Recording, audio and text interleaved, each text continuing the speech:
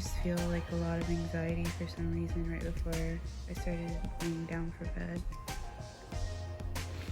And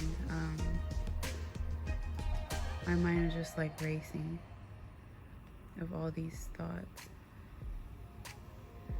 So I wanted to shift it by talking about a theme that I've noticed this week.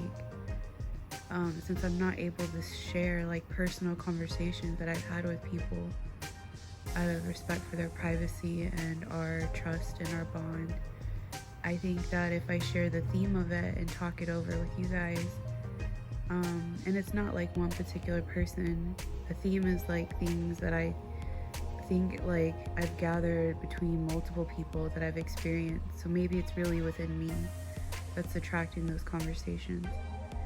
But one of the themes that I have kind of gone over this week with people that I've talked to is trusting ourselves. And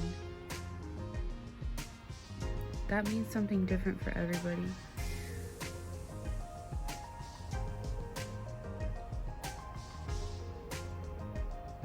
It's so easy to be distracted. We can be distracted by anything. Relationships, work, cell phones, even this video that you're watching. And one of the most intense times is when we are in silence, and in those moments, like, we have nothing to pay attention to except for how we feel. And those moments are rare, unless we consciously choose to be in them sometimes. Then maybe they would happen more frequently. But even when we sit there and like face it, I mean, just the fact of feeling it is one level, but then sifting through that, like how we feel and why we feel that way and how long we felt that way, like that's a whole nother thing. So when we're talking about trusting ourselves, it's good to start to figure out how you're feeling currently. Does something hurt in your body? Are you stressed? Do you have anxiety? Are you happy? Are you excited? Are you anxious? Like, are you nervous? Like, are you tired? Are you burnt out? Like, how do you feel? Sometimes when we look at that, something else will come up. It's different for everybody. But the point that I made today when talking to somebody was, if we ignore it, it'll come knocking harder.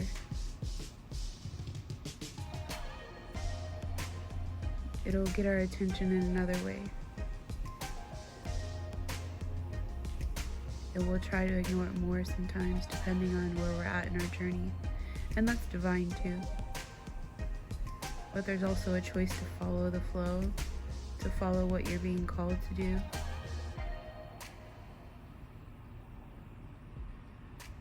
It just takes maybe conversation or somebody listening to help us unravel and pinpoint the thing.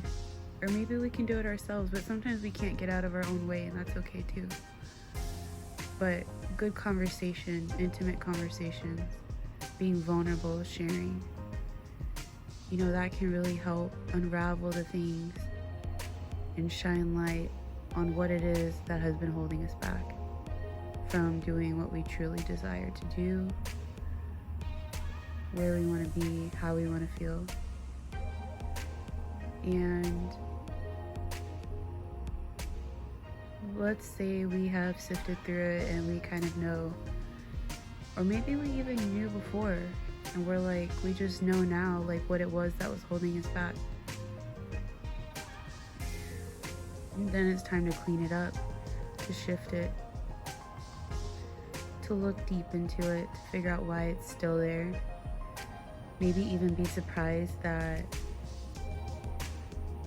it's been there for so long. And then we have to be gentle with ourselves. That way we don't hate ourselves for not listening to that or holding our own selves back, because we are responsible for where we are at in any given moment. One thing that I've noticed through talking to people, and even I have went through such a strong period of time with this, and I had an amazing teacher that always pointed the finger back at me, and she really taught me to stop blaming others for everything and anything. And I notice when I talk to people about their toxic relationships or what they're unhappy with, that a lot of the time it goes to blaming other people.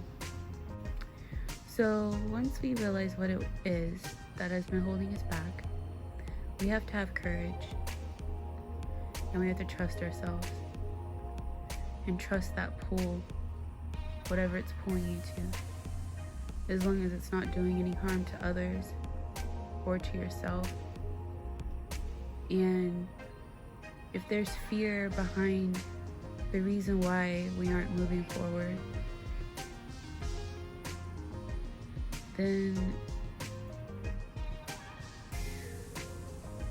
it's almost like we can choose to focus on anything. We can choose where our attention goes. That's a choice. And so we can choose to worry or be in a state of fear or lack, or we can just chill and know everything's working out for us, that we're all here on a journey, that everything will work out the way that it's supposed to, and that even in what we consider bad or hard times, that there's beautiful lessons to be learned in the long run. And we have a deeper understanding or deeper compassion or deeper love or greater self-love or an ability to prioritize self-care. It could be anything that comes from the hard times. So it's not really a bad thing.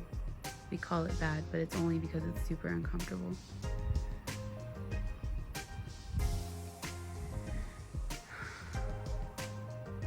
I feel much better sitting out here, and after using some sage and opening the window and stretching, I felt really tight in my legs after going hiking.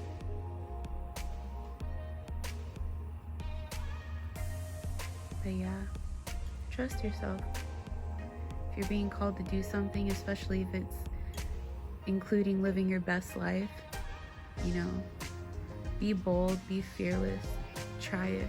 Try whatever you want to do. Life is way too short to be hiding back scared, worried that you're gonna mess up. Way too short. And I'm sending you so much peace and love this week. I know I have not recorded as much. I feel like I have to really pay attention to how I feel this week and this past weekend. And a lot is shifting in my world.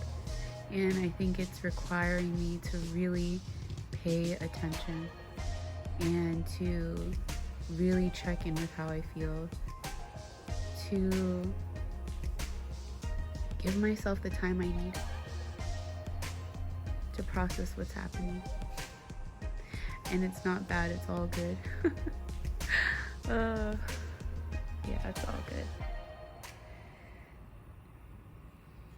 So yeah, enjoy your evening. I'm headed to bed eventually. Thank you for listening. And be bold, be fearless. You got this.